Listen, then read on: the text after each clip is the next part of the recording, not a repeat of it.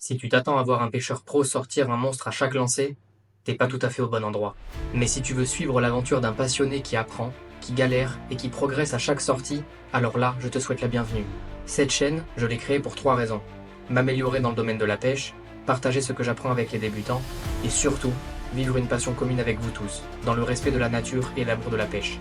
Alors si tu as envie de faire partie de cette aventure, pense à t'abonner et à activer la cloche. Et surtout, n'hésite pas à partager ton expérience en commentaire. Ici, chaque conseil est le bienvenu.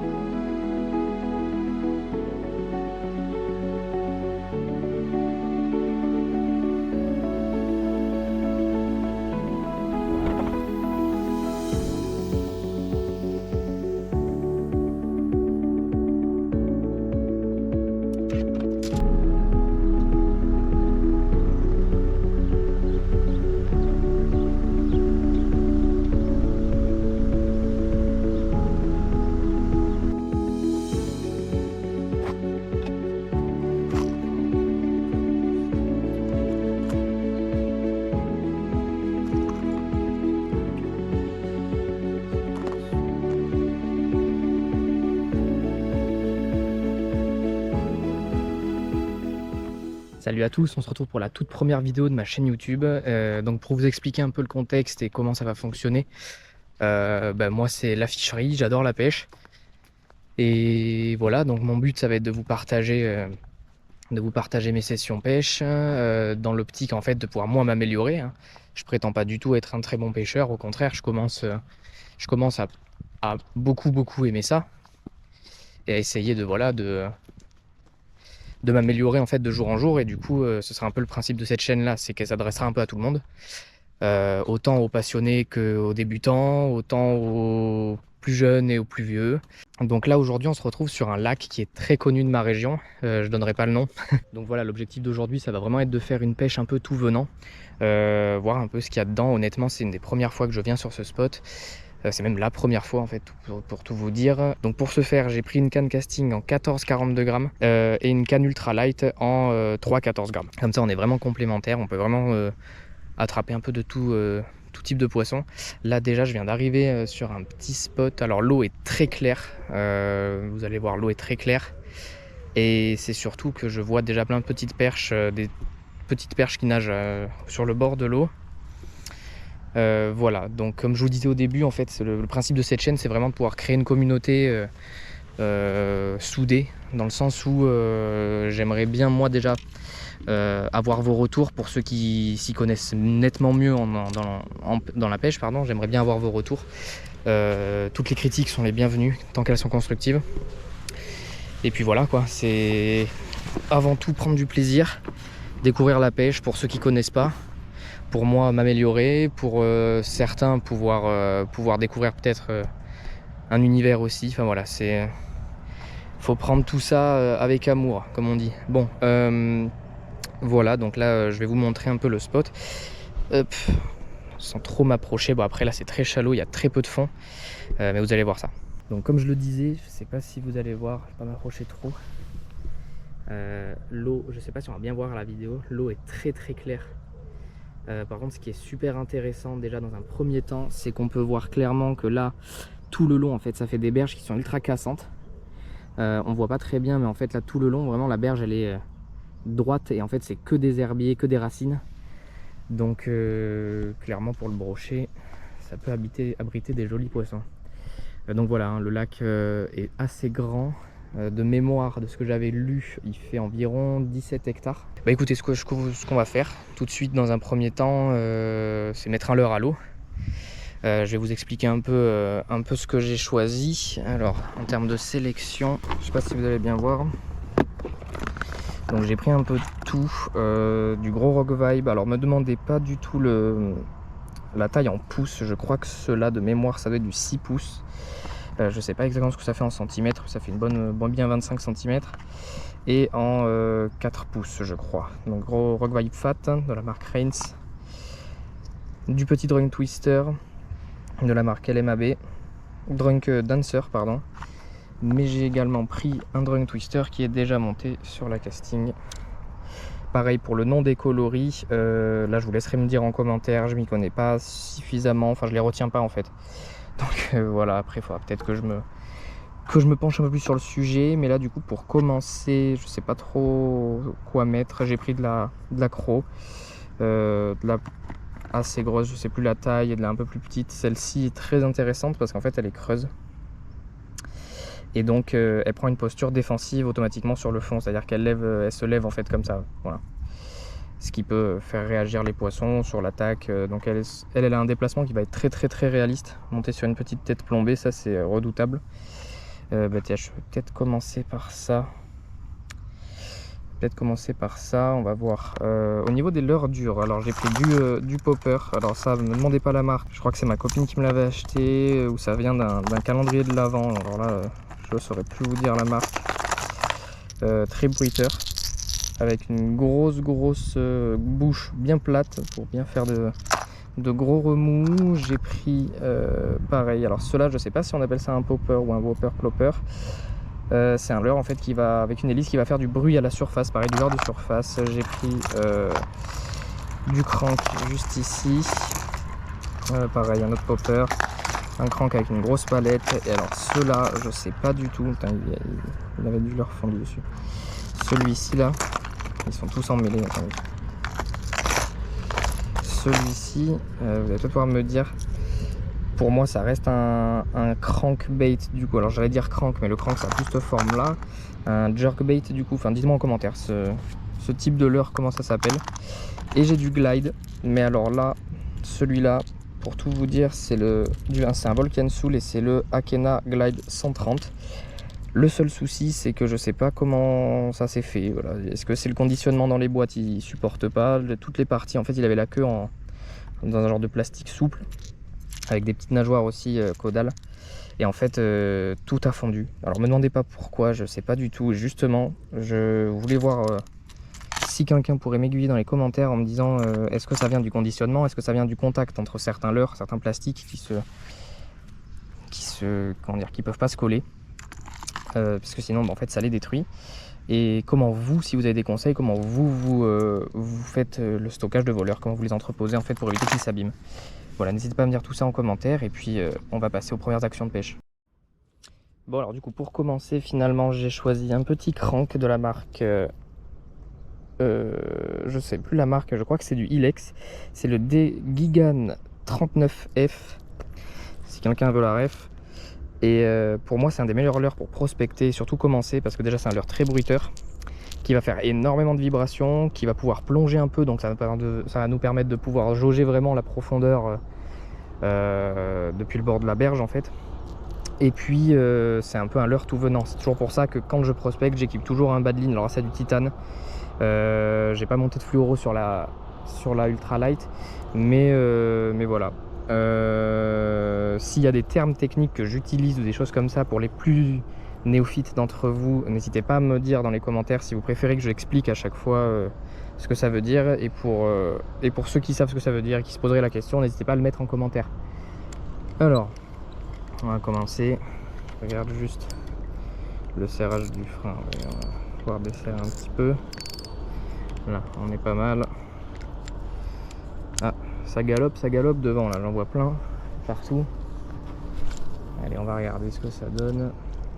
Le seul inconvénient de ce leurre, si vous voulez, c'est que il peut s'accrocher très vite au fond, parce que malheureusement c'est un leurre qui plonge énormément et que quand c'est assez shallow, du coup quand il y a peu de profondeur, ça fait qu'il tape le fond. Là voilà, là je tape le fond, mais le leurre me semble très adapté pour commencer. Voilà, on va essayer de voir par là-bas.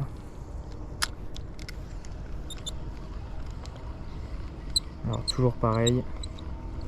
Désolé, mon moulinet fait un peu de bruit. Il faudrait que je mette un peu d'huile de WD-40 dessus ou quelque chose.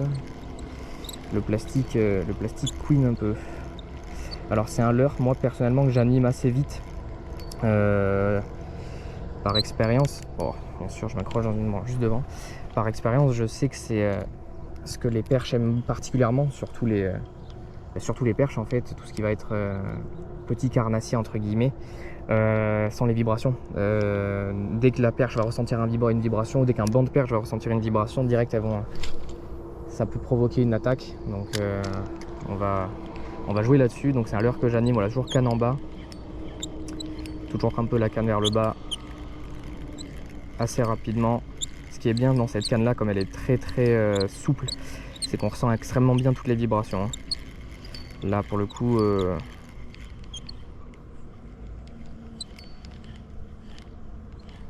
bon, pour l'instant il se passe pas grand chose. Ah oui, ce que je voulais vous dire aussi par rapport à la marque de la chaîne YouTube, c'est surtout que je vais être complètement transparent avec vous. Il y aura pas de vidéo peut-être avec tout le temps que du poisson. Je sais pas si c'est très français ce que je viens de dire. Tout ce que je veux dire, c'est que voilà, faut aussi montrer le côté réaliste de la pêche. Alors sûrement que sur les vidéos, ah, ça a sauté en face, je sais pas trop ce que c'est. Là pour le coup, j'ai bien raclé le fond, je l'ai senti. Ce que je disais, c'est que du coup, je vais pas vous montrer uniquement des sessions où il y a du poisson, parce que ce qu'il faut comprendre également, c'est que la pêche, c'est pas uniquement des parties de plaisir, enfin tout le temps. Alors si, bien sûr, on prend tout le temps du plaisir, c'est irréfutable. Ce que je veux juste dire, c'est que voilà, la pêche, il y a des moments où malheureusement, même si les conditions sont réunies, il n'y a pas de poisson. Donc ce sera sûrement des vidéos plus courtes, au format plus intime, dans le sens où ce sera l'occasion de tester des techniques de pêche. Non, ça c'était le fond, une touche d'herbier. Ah, pas sûr parce que bon, mon leurre est tout propre. Après j'ai pu dégager l'herbe qu'il y avait dessus en ferrant, mais là-bas il y a un petit arbre, on va essayer de jeter à côté. Voilà, nickel. Parfois voilà, donc quand je vois que je n'ai pas du tout de touche ou qu'il n'y a aucune activité au niveau de mon animation, j'ai tendance à ralentir un peu pour décider peut-être les poissons les plus opportunistes. Comme le leurre va moins vite, du coup, forcément.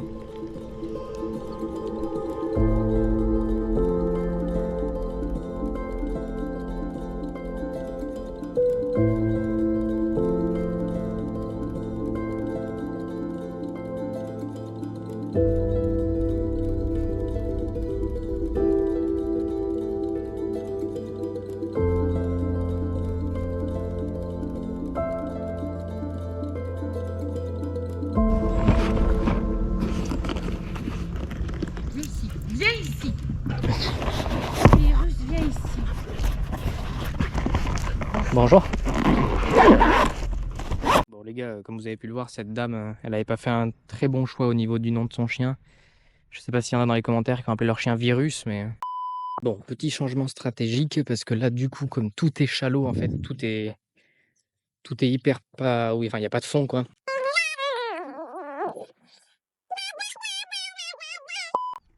Là où je pêchais depuis le début, on va essayer de faire un petit tour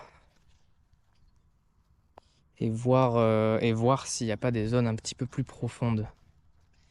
Alors j'approche doucement à chaque fois des berges, mais... Ah, là, c'est toujours pareil, il n'y a pas de fond. Il n'y a pas de fond. 6.5 hours later. Ok, bah du coup, ça vient de sauter là, juste devant. J'ai pas eu le temps de voir, j'ai entendu le bruit, j'ai vu le remous. Donc on va pas perdre une minute et on va tenter un ou deux lancers. Alors, fait intéressant pour la recherche personnelle. Devant là, il y a énormément de poissons blancs qui font des grands flashs lumineux en fait. Donc je me dis qu'à tout moment, mon leurre... je sais pas si on les voit là, à la vidéo, je sais pas si on va bien les voir. Du coup, je me dis qu'à tout moment, mon leurre, mon petit Rock Vibe Shad là, je crois que c'est du 3 pouces, 4 pouces, 4,5 pouces ou 3,5 pouces, blanc avec la petite palette qui flash bien là, ça peut faire la diff. Donc c'est peut-être pas un si mauvais choix stratégique au final. Faut que je fasse gaffe là, il y a des grands câbles qui sont tirés pour les tyroliennes. Putain, je me fais attaquer par des mouches.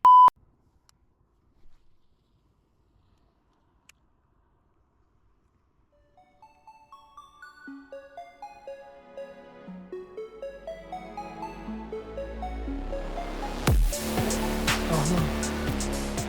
Oh putain. Oh putain. La touche de zinzin que je viens de prendre. Bon, ben il aura pas retapé. Après, je me pose vraiment la question de savoir si c'était un brochet, parce que pour le coup, je l'ai eu un petit peu au bout, avant que ce soit une très grosse perche, mais il n'y a pas, il y a pas de trace de dents sur le leurre, quoi. Donc normalement, c'est le signe distinctif en fait quand on pêche le carnassier, c'est que si votre leurre il est déchiquetasse, cherchez pas à comprendre plus loin, hein, c'est un brochet. Donc là, honnêtement, je peux pas vous dire. Soit il a juste tapé et il a pas mangé, il a pas mis dedans, il a mis un, je sais pas. Ou alors c'était pas un brochet, mais une très jolie perche. Et ça, c'est dommage. Et alors, il y a aussi le côté, j'étais monté en texan, donc est-ce que c'est ça qui fait que je l'ai pas eu? Est-ce que j'ai ferré trop tard? Est-ce que j'ai ferré trop vite? Est-ce que le leurre était trop gros? Et ça, on ne saura jamais. Mais pour le coup, je vais vous laisser me le dire en commentaire si pour certains, certains pensent avoir des hypothèses.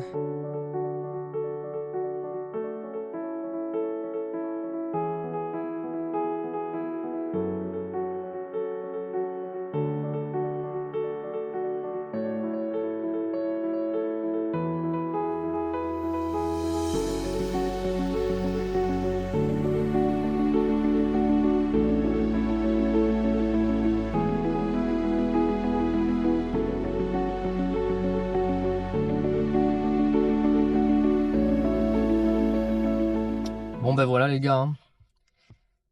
Encore une session capot comme on dit. Après voilà, là je sais pas quoi faire. Peut-être que vous pourrez me dire dans les commentaires ce que j'ai mal fait. Est-ce que après il fait très chaud, là il fait 40 degrés. Il est quoi là? Il est bientôt, ouais, il est 10h. 10h, ça fait quoi? 4h30 qu'on pêche. J'ai eu quoi? Une touche. Une vraie touche sans savoir si c'était un brochet ou une perche. Alors je mise sur une bonne perche. Parce qu'elle a quand même mordu sur un shad, un bon gros shad, donc un bon gros shad, je crois que c'est du 4,5 pouces. Donc voilà, je sais pas. Honnêtement, je peux pas me prononcer. Alors je pense qu'honnêtement la chaleur y joue. Le fait qu'il y ait très peu de fond aussi. Voilà, c'est-à-dire que bah là au plus loin, jusqu'à 5 à 10 mètres du bord, il y avait encore 30 cm d'eau au plus profond. Donc voilà. Honnêtement, je sais pas quoi dire. Voilà, peut-être que c'est juste pas de chance, peut-être que c'était pas le bon jour, peut-être que je m'y suis mal pris. Voilà, n'hésitez pas à me dire en commentaire ce que vous en pensez. Pour le coup, si pour vous, il y a des choses que je peux améliorer, n'hésitez pas à me le dire en commentaire parce qu'il y en a forcément. Et puis voilà. Du coup, ce que je vais faire là, c'est que j'ai trouvé un spot au niveau d'un canal sur le chemin du retour. Donc on va s'y arrêter. Donc je pense qu'il y aura du poisson, ça c'est sûr, hein, dans un canal, de toute façon il y en a toujours. Par contre, avec la chaleur, je garantis rien. Mais bon, qui ne tente rien n'a rien, on va essayer. Allez, on se retrouve là-bas. Ciao. Bon les amis, ça y est, on vient d'arriver sur le spot. Bon, il y a pas mal de péniches, surtout là qui sont en mouvement, enfin qui sont en train de démarrer. Donc on va descendre tranquille. Je pense que je vais pas prendre la canne à perche. On va juste essayer de tabler sur du brochet, donc je vais prendre juste la casting. Voilà. Bon là malheureusement il y a un bateau qui vient de démarrer, donc en fait il a remué un peu le fond. Et du coup il a fait remonter énormément d'herbiers. Après du coup il a pu déloger quelques poissons, on va voir s'ils sont d'attaque. Je vais repasser sur du texan pour le coup. Je vais remettre mon shad entre 4,5 pouces en texan. Et puis vas-y, hein, on va essayer. Allez. Fais voir.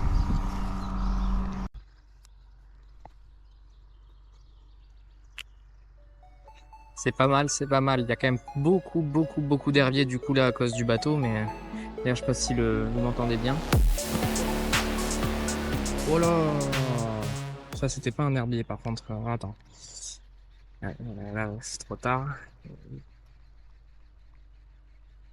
Pour le coup, je pense qu'il m'a fait sortir le texan, oui. Ouais, non, c'était clairement pas un herbier. C'était clairement pas un herbier. On va réessayer. C'est coulé.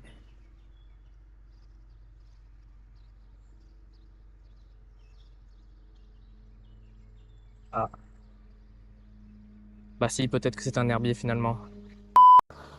Il y a le bateau là-bas qui me casse un peu les noisettes, pour être poli. C'est un boucan monumental et c'est surtout qu'en fait, je pensais que c'était un bateau de plaisance, pas du tout.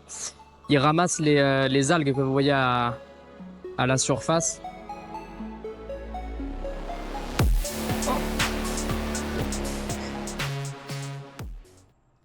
Bon, et ben ça a mordu.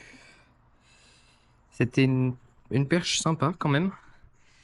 Le souci, j'espère vraiment l'avoir eu à la caméra. Je pense que j'ai appuyé beaucoup trop tard. J'ai pas encore le réflexe. Si c'est le cas, veuillez m'excuser. Mais là, j'étais pas prêt. J'étais en train de nettoyer mon leurre. Elles sont mortes en surface. Je vais relancer parce qu'à tout moment, il y en a d'autres. Et puis voilà. Je vais quitter un peu sous le pont. Parce que là, j'ai fait la perche tout à l'heure ici. Les laisser reprendre leurs esprits. Et je vais aller là-bas, là. Au niveau, je sais pas si vous voyez où je pointe avec mon doigt, au niveau des arbres, ça fait des genres de fendaisons assez hautes pour le coup. Mais ça fait des grosses zones d'ombre dessous. Donc je pêcherai depuis en face. Là, je vais essayer de jeter dessous. Voilà, parce que la stratégie, là, c'est que j'ai l'impression que les brochets, ils vont être collés au fond de l'eau, là, ouais, les zones les plus fraîches. Les zones les plus fraîches et les plus à l'ombre possible. Parce que là, je vous avoue que même sous le pont, le vent est chaud, tout est chaud, quoi.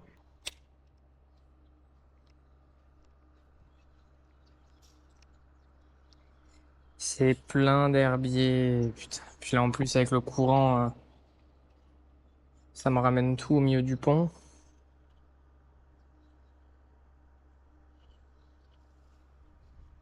Ouais. Bon. Allez, un dernier petit lancer par là-bas. Pourtant, là, ça fait une belle zone de contre-courant, justement. Il pourrait y être. Il pourrait y être. C'est foufou, là. Je vais passer sur les herbiers. Heureusement que je suis en texan. De toute façon, là, je peux pas faire autre chose que du texan, donc pas trop le choix.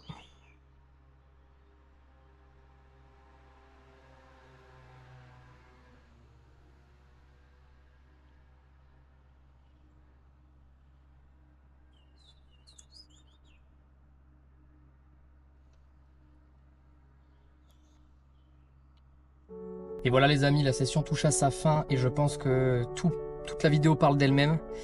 Avec cette chaleur, c'est un enfer, autant pour le pêcheur que pour les poissons. Je vous avoue que j'ai galéré. Bon, on a quand même touché cette petite perche, même si on l'a pas sortie de l'eau. C'est mieux que rien. Voilà, c'est mieux que rien. En attendant, si la vidéo vous a plu, n'hésitez pas à vous abonner, à lâcher votre petit commentaire et à partager la vidéo à tous vos potes, ça c'est super important. Et puis voilà quoi, que du kiff. Si le concept vous plaît, n'hésitez pas à suivre. N'hésitez pas à me faire vos retours en commentaire aussi, je serai très attentif à tout ça. Voilà, je les lirai tous. Toutes les critiques, tout ce que j'ai pu mal faire aujourd'hui, tout ce que j'ai pu bien faire.